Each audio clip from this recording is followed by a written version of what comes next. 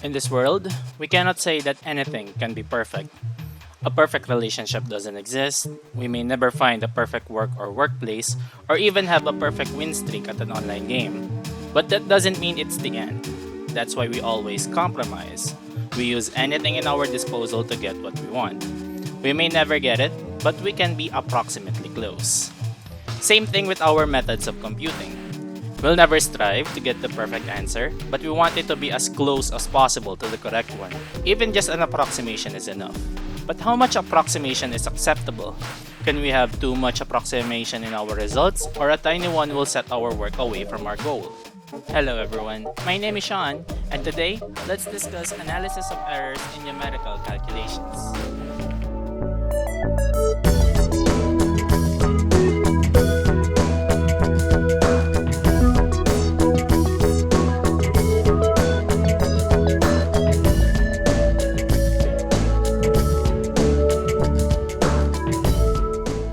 If you're new here, you may want to check out the first video tackling about the introduction to numerical and symbolic computations. The link is in the video description. Now let's go ahead and discuss our topic for today, and that is analysis of errors in numerical calculations. So we'll be tackling about any errors that we can encounter whenever we use approximations in our computations. But before anything else, let's go ahead and discuss the difference between accuracy and precision. So other students are actually confused with the meaning of these two. Their meanings may be mixed up by others are confused on what they mean, but let's go ahead and define them. First up is accuracy. Accuracy means how close is a computed or measured value to the true value. That means how close are you to the answer that we're looking for. So similar to Counter-Strike, how close are your shots to a headshot? Next is precision, that is reproducibility. How close is a computed or measured value to previous computed or measured value?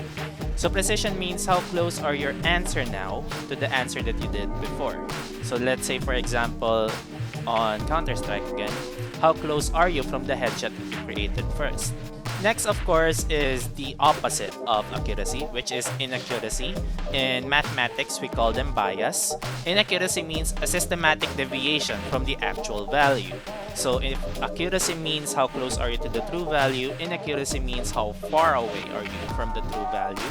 And of course, we have imprecision or uncertainty. This is the magnitude of scatter. That means how far are you from the first answer that you did. So let's go ahead and have an example. So let's say that our value is a target practice. So we have a target right here, and the one in the middle is the true value. So the bullseye means you got it correctly. Next, the parts of the target practice that is far away from the bullseye is close to the true value. That means they are really close or a little farther from the true value, but they are incorrect. And of course, we have our shot. So let's say for example, this black dot is our computed value. For example, we created a formula to get the true value on this target practice. This black dot right here shows how far our answer is from the true value itself. There will be a lot of shots in this one because we're going to have deviations or iterations from our first formula. So you may be familiar with derivatives. This will be the visual representation of that. Let's go ahead and have our first example right here. Our computations are actually too far away from our bullseye or from our true value. We won't be saying that this is accurate, rather this is inaccurate. And we can also see the magnitude of scatter is too much. So let's say for example, this is our first answer, then our next answer is right here, then right here, and then right here. So they are all over the place. So this target practice is inaccurate and imprecise. Now let's go ahead and get to the next answer, which is right here. So it's just like the first one, but as you can see, there's a shot right here that hit the bullseye. That means these answers are accurate, but like before, the answers are scattered a lot. So this is accurate but imprecise. Let's go now for our next example right here. So as you can see, this example is quite different because the answers are actually almost clumped together in a certain area. So we can say that this answer is precise. but none of them actually hit the target. So this means that this is inaccurate and precise. And now let's go ahead for our last example right here. So this is what we want. So as you can see, most of our shots actually landed on the true value. And all the shots are actually nearby each other, clumping together in a single area. So this is what we call accurate and precise. So this is what we're looking for. We want to be as accurate as possible and as precise as possible with our deviations.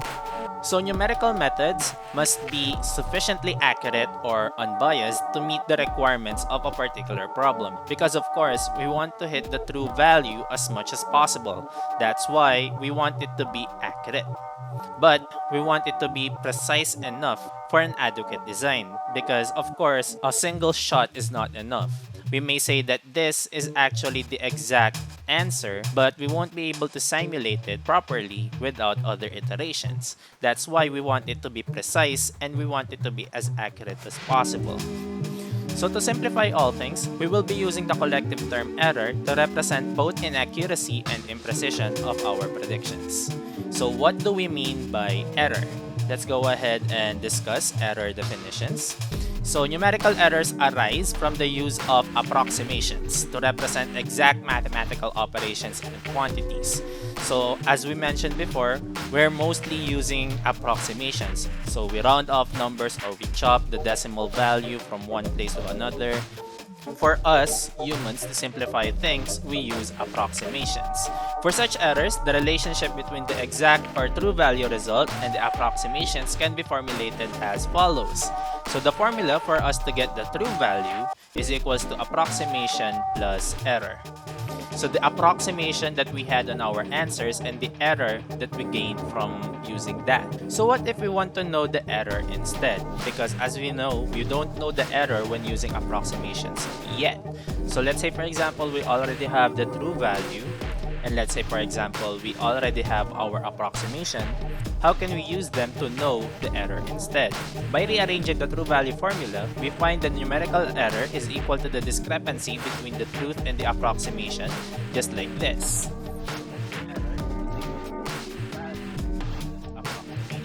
So we will be using E sub t to indicate exact value of error or true error. So now we know how to get the error from our approximations. But there's a catch in using this formula. The only problem of this true error definition is that it takes no account of the order of magnitude of the value under examination.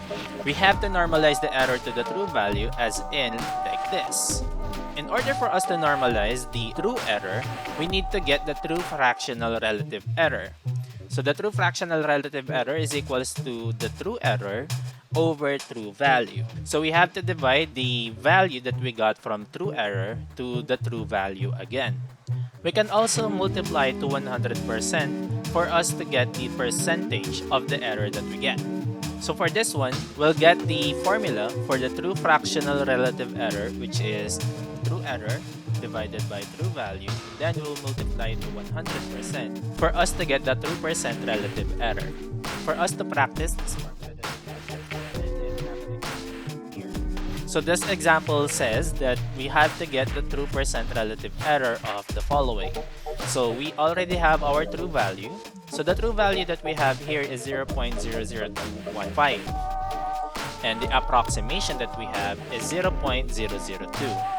So what will be the error percentage that we will get if we actually cut the number from 0.00215 to only 0.002? Let's go ahead and compute. That's true percent relative error is equals to true error divided by true value times 100%. And we already know that true error is equals to true value minus approximation. So let's go ahead and substitute that. So true value minus times 100%. And if we try to subtract this on our calculator, we'll get something like this. So I already cut it to some decimal degree for us to simplify things. Then let's go ahead and multiply this number that we got to 100% for us to get this. So we're approximately 6.98%. So it's not big of a deal for others, but for most researches, more than 5% of deviation is already enough to ruin the research because we don't want that scatter, we don't want that imprecision. We want it to be as low as possible. Maybe later we'll go back to that topic, but for now, let's continue. As you noticed, the formula that we have for true error and true percent relative error has a subscript of t. So we have e sub t and epsilon sub t. This is to signify that the error is based on the true value. Just like on our example last time, we already have our true value here and we already have our approximations right here. But in most situations, this information is rarely available. Why? Because again, we're looking for the true value. That's why we created a lot of formulas to get there. But most of the time, that true value that we're trying to find is still unknown to us. So for these situations, an alternative is to normalize the error instead using the best available estimate of the true value, the approximation itself. So for us to know whether our answer is actually near the said true value, we must use the approximation instead, just like this. So we have the approximate percent relative error is equals to approximate error divided by approximation times 100. So it's not far off from the formula that we had a while back, but instead of relying from the true value, we'll be relying mostly on the approximation that we got on our first iteration. You may also notice that the formula was also changed from true percent relative error to approximate percent relative error due to the fact that we have our subset of A right here. The subscript of A signifies that the error is normalized to an approximate value. Whenever the true value is not available for us, we'll only be basing our answers to approximations. But here's the problem. We want to reach the true value for our research. So is it possible for us to use approximations instead? So the answer is yes, but kinda no. Because one of the challenges of numerical methods is to determine error estimates in the absence of true value. We still want to know if our answers is correct enough, even without the true value that we're trying to look for. That's why iteration is made to compute answers. Iteration means we'll compute our formula again and again to get different answers, then we'll try to check whether one of them is correct enough for our research. In such cases, the present approximation must be a basis for previous approximations. This process is to be done repeatedly or iteratively to make better approximations. Thus, percent relative error is determined according to the following. For us to have the approximate percent relative error, we will be using the approximations on our previous and present iterations of our formula to get the precision of our answer. So that's approximate percent relative error is equals to present approximation minus previous approximation divided by present approximation times 100%. So it's just like true percent relative error that we computed a while back, but with two approximations that we had, that is the present and the previous approximation. The signs used by these error formulas may be either positive or negative. Because we're trying to look for the answer that is correct enough for our research, we must know if our errors are growing or being reduced. That's why there are some signs that we have to follow. So if our approximation is more than the true value, then our error is negative. That means our answer is correct enough. What if our approximation is less than the true value? Then the error is positive. That means our answer is not enough and we still need another iteration for us to continue. And lastly, if the denominator is less than 0, then our error is negative. That means our previous answer is correct enough. So the computation must be repeated until the absolute value of the percent relative error, approximate or true, is lower than the pre-specified tolerance or acceptable level. So just as mentioned from this one, we have to compute again and again and again for us to get the value that satisfies our research. But does that mean that we have to compute for a long time in order for us to get the answer that we want? Of course not. We have to stop at a certain time. But how do we know when to stop? That's why we have this formula. So that is the absolute value of approximate percent relative error less than the pre-specified acceptable level. So this formula is our stopping criterion. If satisfied, the result is assumed to be within the pre-specified acceptable level, or epsilon sub s. So how do we compute for our pre-specified acceptable level? We will be using this specific formula for us to get our percentage. So that's 0.5 times 10 raised to 2 minus n. So n right here is the number of acceptable or significant figure. Now let's go ahead and discuss different errors that we can encounter when discussing numerical analysis. So that is rounding off, truncation, and other errors. Let's start off with the round-off error. Round-off errors are caused by representing a number approximately. So let's say, for example, we want to use pi in our calculations, but we don't know the exact value of pi. So it is known to be an infinite number. So we will be using 3.14 or 3.1416 or more than that in order for us to use it. But because we use it like that, round-off errors appear. Round-off errors arise because digital computers cannot represent some quantities exactly. So there are two major facets of round-off errors involved in numerical calculations, and these are the two. The first one is the digital computers have a size and precision limits on their ability to represent numbers. Second one is certain numerical manipulations are highly sensitive to round-off errors. So in order for us to understand how computers work, let's go ahead and have an example right here. So we have 10-based floating point system. So a 10-based floating point system is used to represent real numbers as an approximation.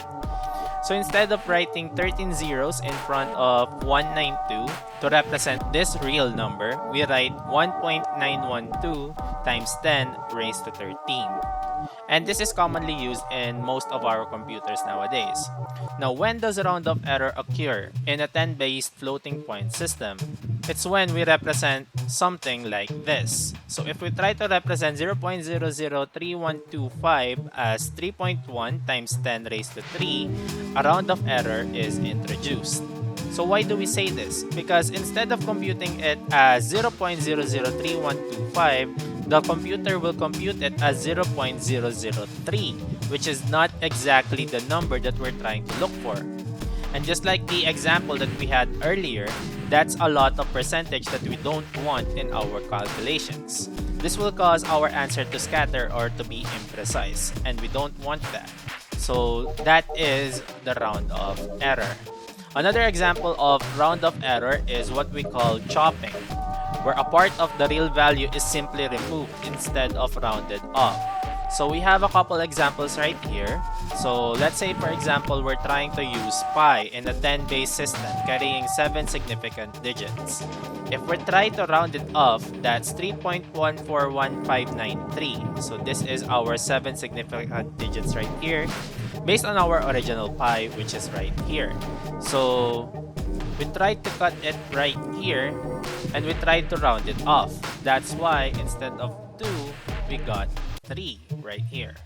Chopping means removing it completely instead of rounding it off, like this one. So if we try to use it in our calculations, our answer will be incorrect. Another error that we'll encounter on our calculations is what we call truncation error. So what do we mean by truncation error? This is caused by approximating a mathematical procedure. So let's say, for example, we have an integral like this one. If we plot an integral, it should be smooth upwards or downwards. But if we try to use finite rectangles like this, just as mentioned, our computers cannot comprehend continuous numbers or real numbers. It will be like this. And if we try to use this on our calculations, again, our answer will scatter or it will be incorrect entirely. There are other errors as well that we can encounter. So the first one is blunders. Blunders are errors caused by malfunctions of the computer or human imperfection.